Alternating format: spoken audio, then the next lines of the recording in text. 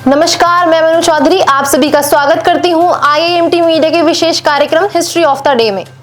दिल्ली में आज के दिन हुआ था नेहरू लियाकत समझौता। नई दिल्ली में प्रधानमंत्री जवाहरलाल नेहरू और पाकिस्तान के प्रधानमंत्री लियाकत अली खान ने 8 अप्रैल 1950 को एक संधि पर हस्ताक्षर किए थे। यह संधि भारत के विभाजन के बाद दोनों देशों में अल्पसंख्यकों के अधिकारों को गारंटी देने और भविष्य में किसी भी युद्ध को रोकने के लिए की गई थी। इसी समझौते के तहत दोनों देशों ने अल्पसंख्यक आयोग गठित किए थे। इसे दिल्ली पैक्ट के नाम से भी जाना जाता है।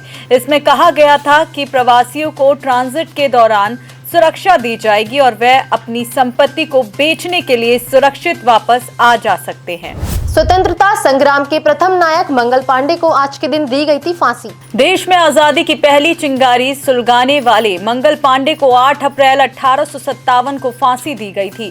भारतीय स्वतंत्रता संग्राम के पहले नायक कहे जाने वाले मंगल पांडे ने ईस्ट इंडिया कंपनी की सरकार के खिलाफ बैरकपुर में 29 मार्च 1857 को अंग्रेज अफसरों पर हमला करके क्रांति की शुरुआत की थी। कोर्ट मार्शल के बाद 18 अप्रैल 1857 को मंगल पांडे को फांसी देना तय किया गया था, लेकिन इससे 10 दिन पहले ही उन्हें फांसी दे दी गई।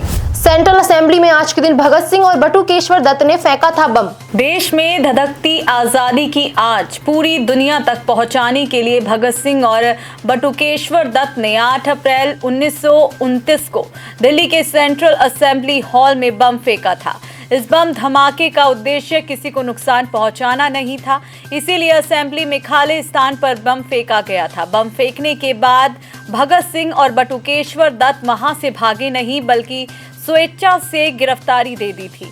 बम धमाके के साथ उन्होंने वहां पर्चे भी फेंके, जिसका प्रथम वाक्य था, बहरों को सुनाने के लिए विस्फोट के बहुत ऊंचे शब्द की आवश्यकता होती है।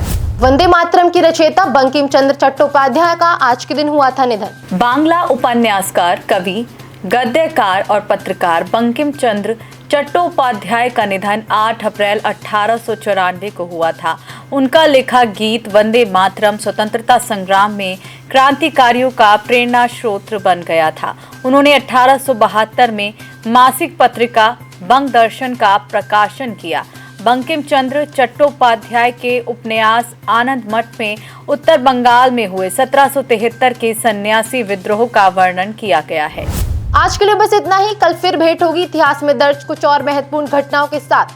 तब तक के लिए देखते रहिए और सब्सक्राइब करिए IIMT मीडिया।